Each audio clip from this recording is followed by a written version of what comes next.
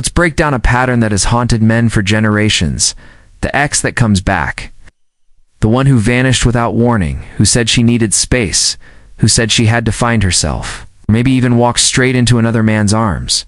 And then, after weeks, months, maybe even years, she resurfaces.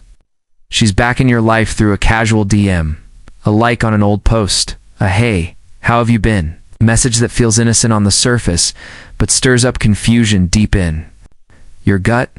Most men don't know how to process it. They think it means she's finally realized their worth, finally regretted leaving. But what they fail to see is that this moment is not only predictably, was built into her decision from the beginning. Women leave emotionally before they leave physically. Us. That's the truth. While you were still in the relationship, thinking things were fine, maybe even thriving, she was detaching, quietly. Slowly, she was analyzing the cracks, pulling back emotionally, distancing herself without telling you.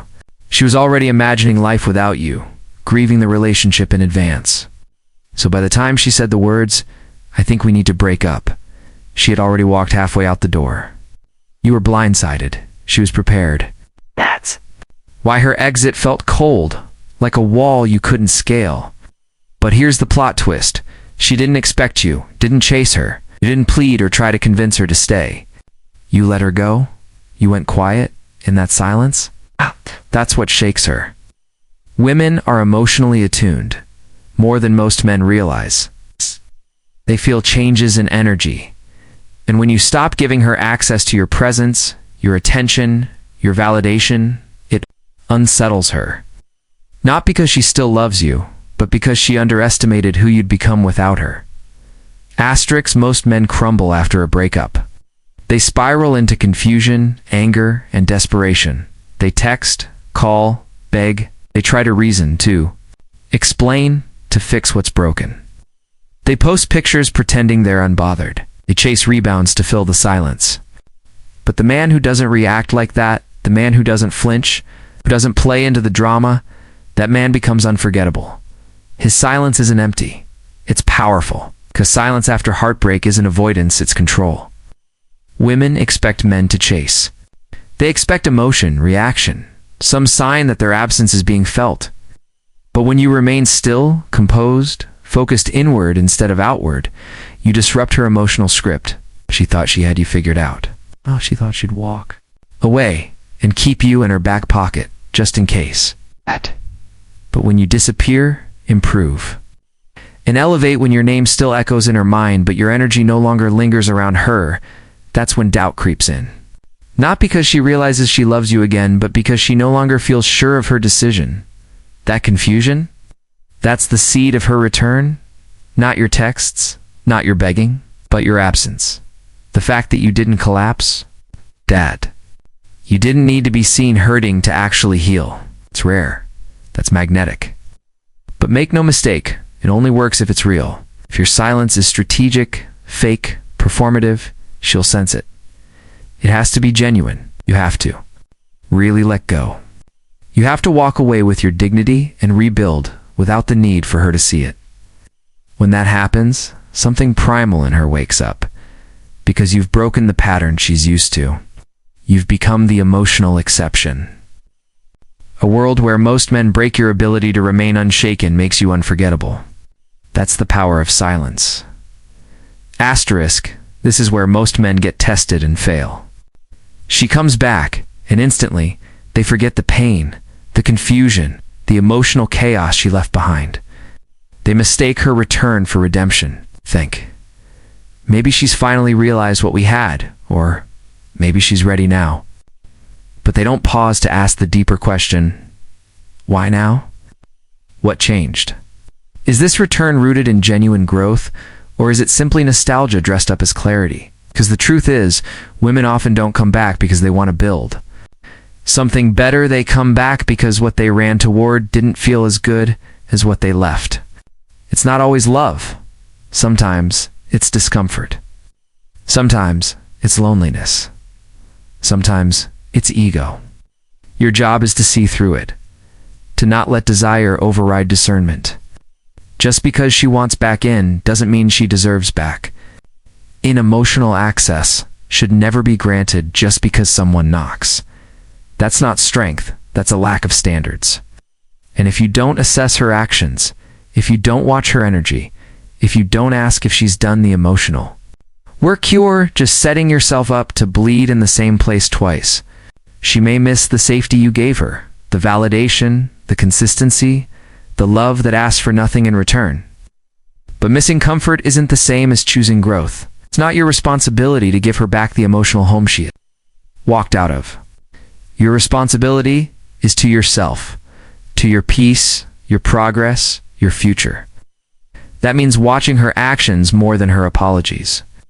Listening to the silences more than the sweet words. She's not just returning to the man she left, she's standing before the man you've become. And it's your job to decide if she even deserves to meet him, let alone stand beside him. Asterisk growth is uncomfortable, not just for you, but for the people who didn't grow with you. That's the part she didn't anticipate.